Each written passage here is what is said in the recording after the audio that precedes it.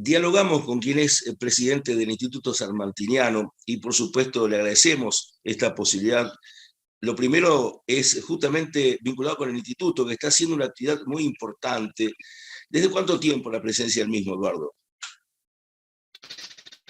El honor de ser presidente del Instituto Nacional Sanmartiniano desde el año 2012, finales del 2012.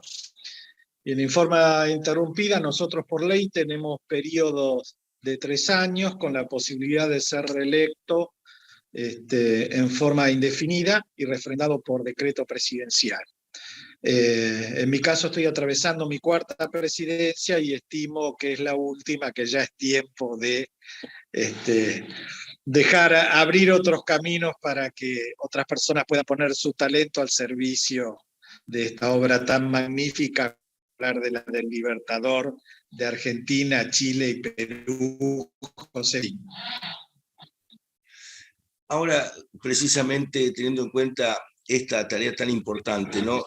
¿Qué impresión tiene el presidente del instituto de lo que ocurre con la figura de San Martín en nuestro país, en nuestra gente, en nuestros jóvenes? ¿Está vigente, está firme, está bien leída su historia?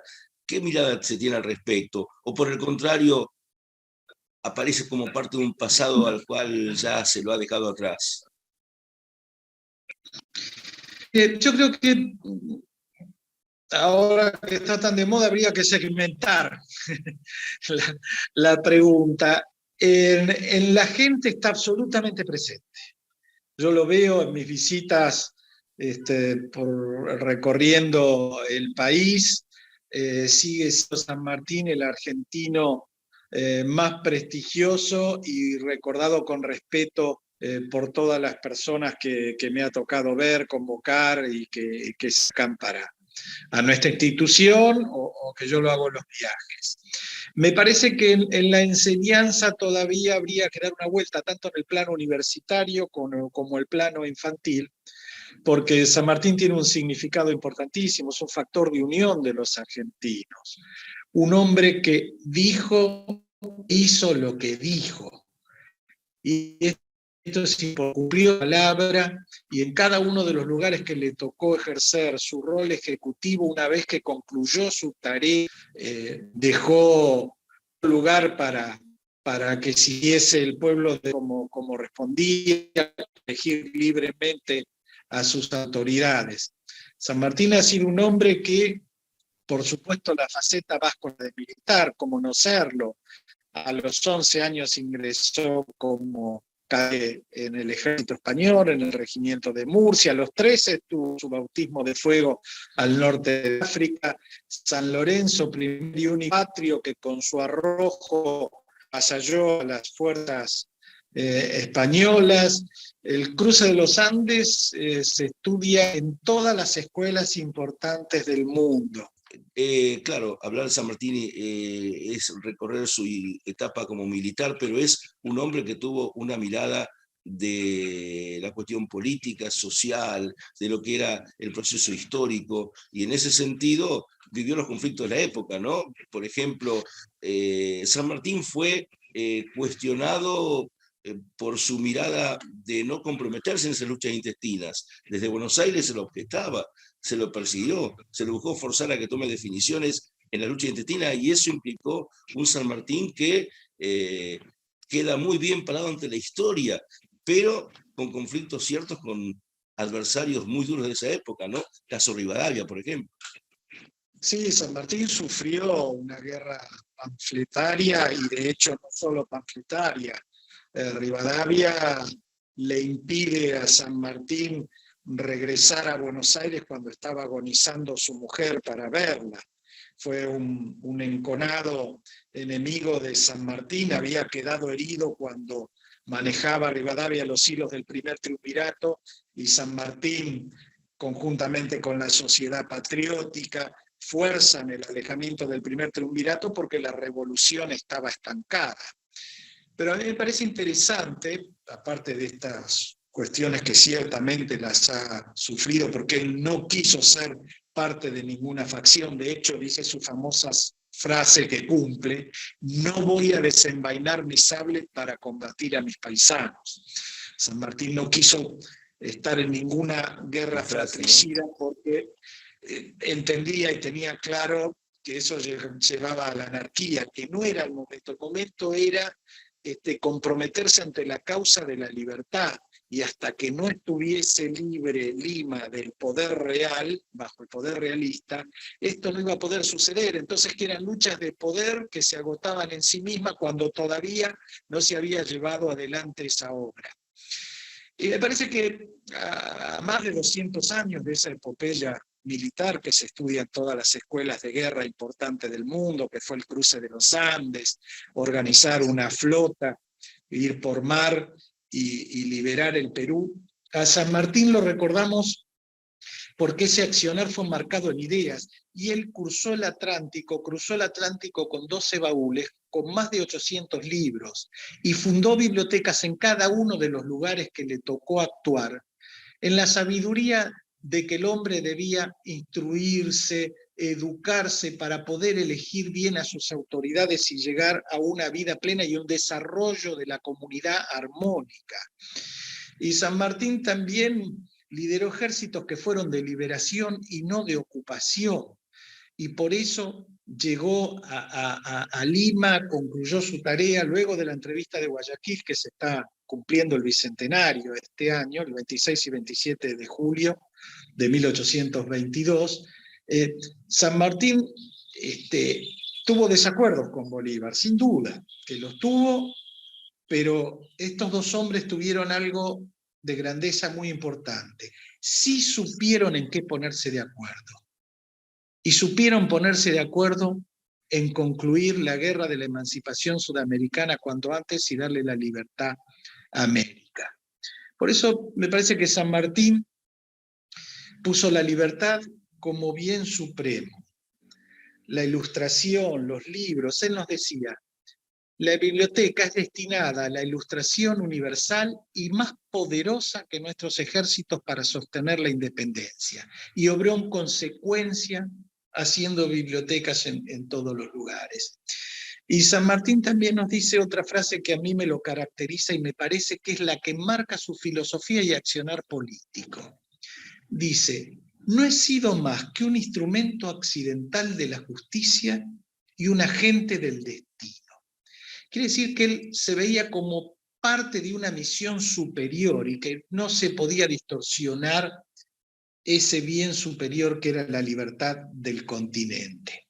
Y nos dice: mi causa es la causa del género humano, como una proclama universalista y de carácter humanista. Así que esa filosofía, esa mirada política es la que encarna San Martín, la que uno entiende por qué su fortaleza de que pese a sus enemigos, pese a las dificultades de la época, éramos una patria pobre porque llevábamos varios años de la guerra de la independencia, ese accionar de San Martín concluye exitoso. En 1789, el año de la Revolución Francesa, es cuando San Martín ingresa como cadete con 11 años al regimiento de Murcia. Pero sin duda esas ideas de libertad impactaron al mundo, y San Martín en su biblioteca tenía Rousseau, Voltaire, Montesquieu, Diderot, eran parte central. Y San Martín aprendió el manejo de idiomas y precisamente leyó esos grandes clásicos. Mire,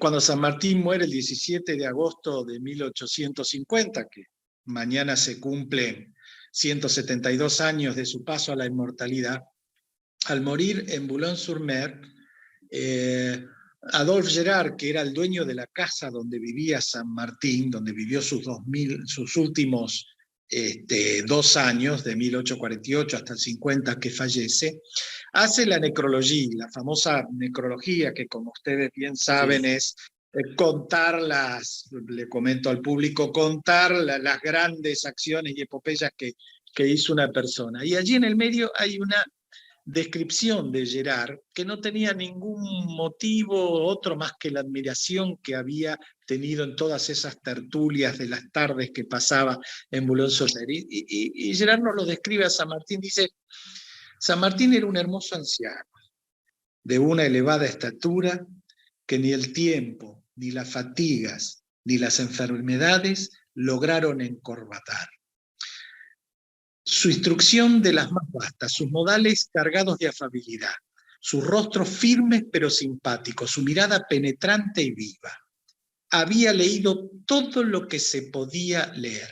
Hablaba del mismo modo, inglés, francés e italiano. Su misericordia inconmensurable. Y además Quería pintaba. al obrero, pero lo quería sobrio y laborioso. Pero por sobre todo, y a todos, San Martín siempre les decía la verdad.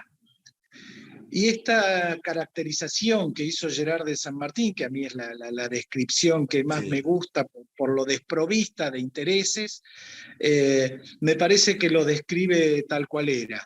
Un hombre que forjó en su pensamiento una ideología, que se instruyó y se elevó a través de la cultura y que fundamentalmente cumplió los fines poniendo a la libertad como bien supremo, a la educación como posibilidad de desarrollo de un pueblo y las luchas no fratricidas para poder construir una patria para todos.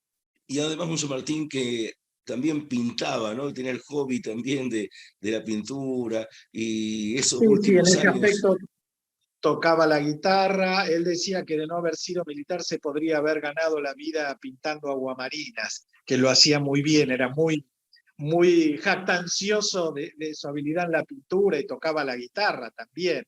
Así que en ese caso, sí, era un hombre, y por eso en 1834 Luis Felipe de Orleans lo quiso conocer, lo invitó a la reunión en Palacio, y haciéndolo saltar la fila, lo toma de sus manos, le agradece que haya venido, y le dice Luis Felipe que tenía grandes ansias de conocer a un hombre de la talla de José de San Martín. Qué bárbaro. Además de un genio militar que tiene la hazaña del cruce de los Andes, que se considera como una epopeya superior a la del mismísimo Aníbal, ¿no? Esto también marca lo que ha sido ese talento, esa realmente condición notable que tuvo para llevar adelante ese proyecto que parecía imposible realizar, y él lo pudo efectivizar, y de qué modo, ¿no? Sí, de hecho, en principio construir un ejército de la nada, las municiones, la infraestructura, la logística, armar un ejército profesional, pasar los Andes, cruzar por la parte del paso más angosto y más alto para que los realistas no pensaran que por allí podía ir. En solo 24 días lo cruza, combate en Chacabuco, gana esa batalla. Y un año después, el 5 de abril de 1818, en Maipú libra la batalla más importante que lega la libertad completamente a Chile.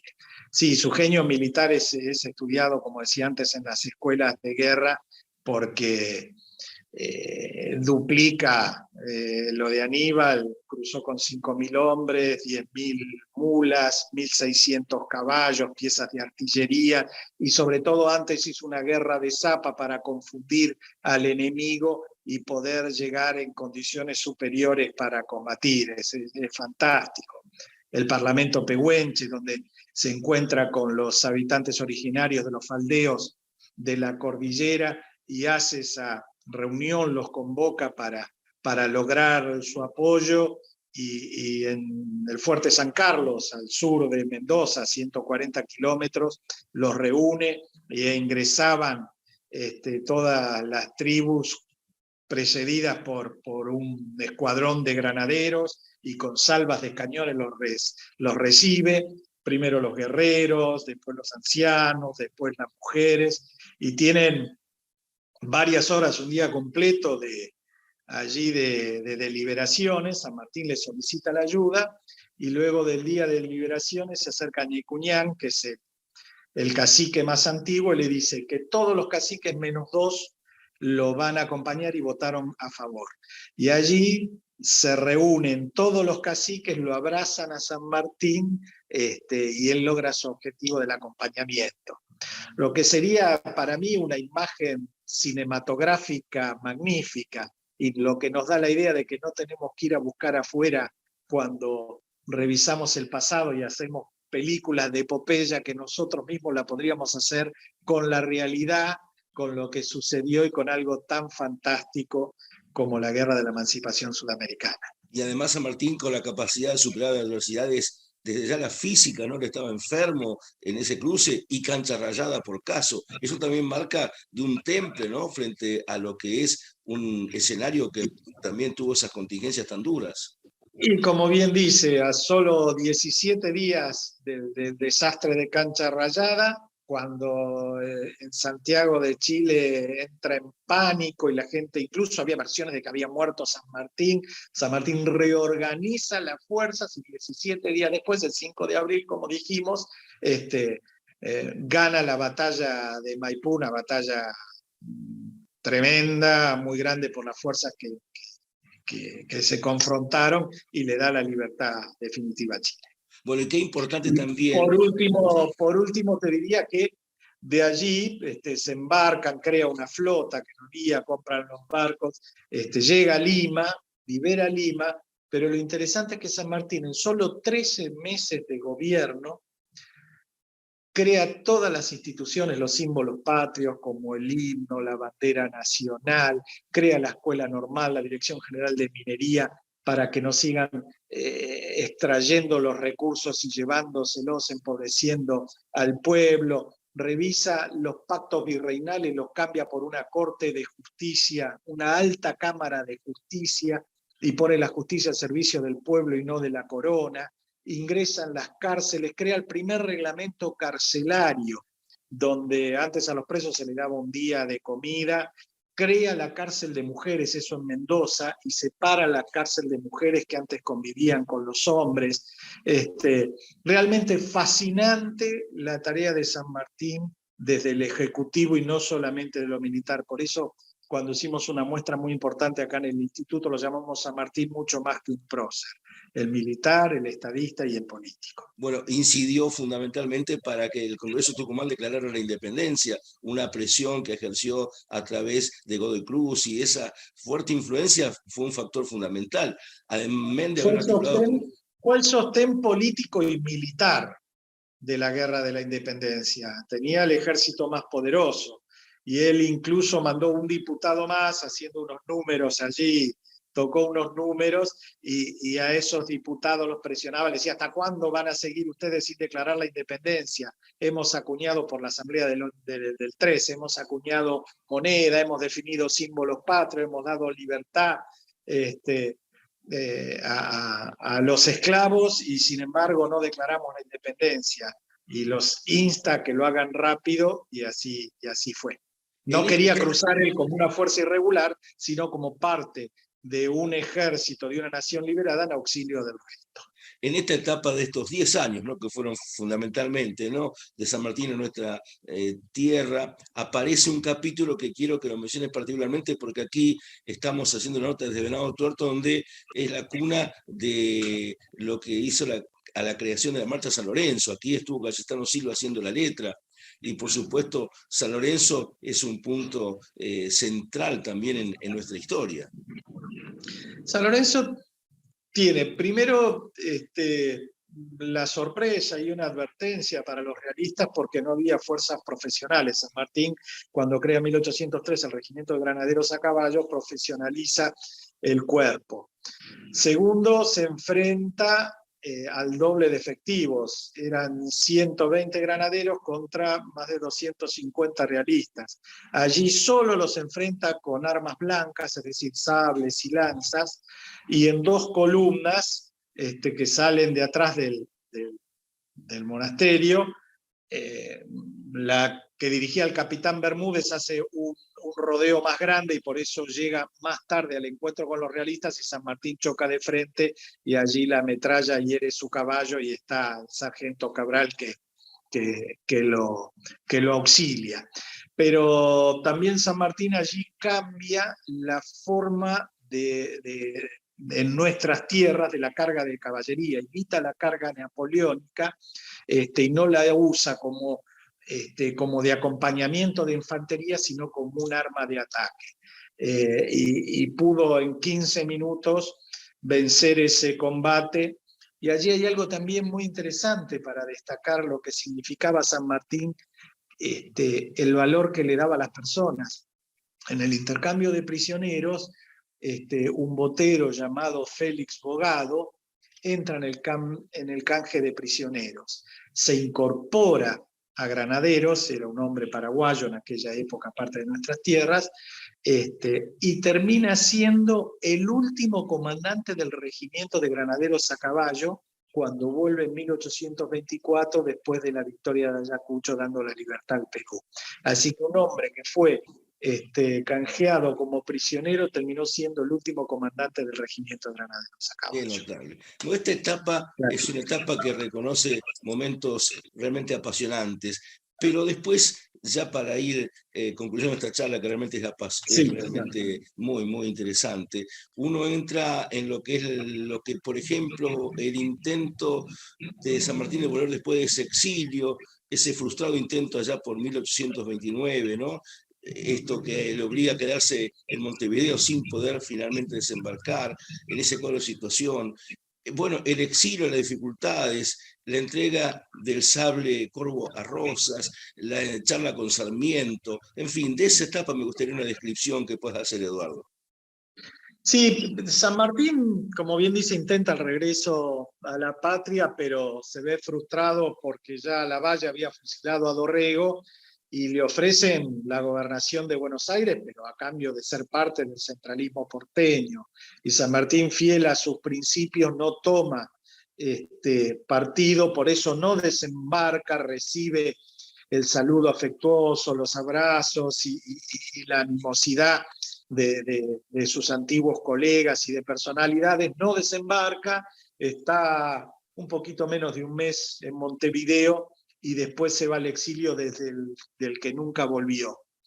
Pero del exilio lo que podemos decir que aparte de recibir a todas las personalidades más diversas, sin importarle el pensamiento, como recién refería Florencio Varela, también a Juan Bautista Alberdi, a Domingo Faustino Sarmiento, todos ellos querían conocerlo porque estaban impactados por la figura de San Martín.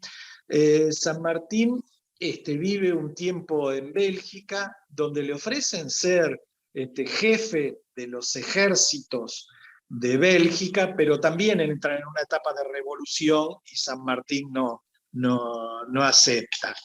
Y en Europa fue un embajador de hecho, frente al embajador, al ministro de Obras Públicas de Francia, San Martín le envía una carta y opera en favor de que dejen del bloqueo, de realizar el bloqueo anglo-francés a nuestras costas. Fue una carta que impactó mucho por la pasión, y allí, entre otros temas, San Martín dice: las heridas que va a dejar en un ejército tan fuerte como el francés y tan apasionado como el argentino va a llevar muchos años de superar.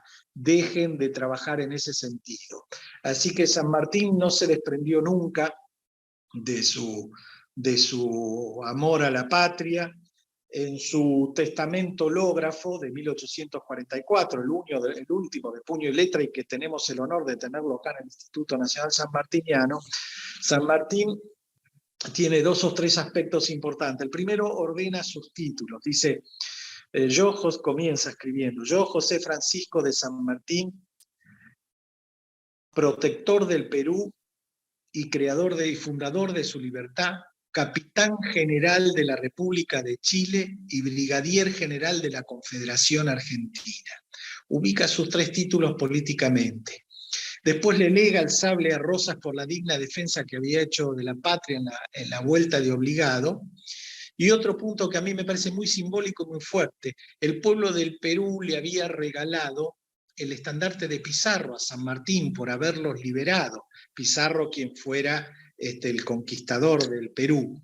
Y San Martín, en ese testamento, ordena que se devuelva el estandarte de Pizarro al pueblo de Lima. Y esto significa que San Martín los libera de 400 años de opresión virreinal y devuelve un símbolo hecho libertad. Ese símbolo era el que le dio la libertad al pueblo del Perú. Así que este hombre magnífico, impresionante, que lo recordamos hace ya más de 200 años, precisamente por, como decía al principio, hizo lo que dijo y cumplió con su palabra. Eduardo García Caffi, muchísimas gracias. Ha sido realmente un gusto grande poder dialogar con usted y, por supuesto, de alguna forma hacer esta mirada sobre alguien cuya vida nos sigue conmoviendo hoy, ¿no? Y siendo, por supuesto, una referencia ineludible a la hora de soñar o imaginar una patria como la que él quiso. Así que, por supuesto, hasta cualquier otra oportunidad para seguir hablando de San Martín. Muchas gracias, al contrario, ustedes por destinar este tiempo a difundir el mensaje del Libertador y en medida de lo posible siempre acudimos al llamado de cualquier lugar de nuestra patria para hablar del Libertador. Gracias, hasta siempre. Adiós. Gracias.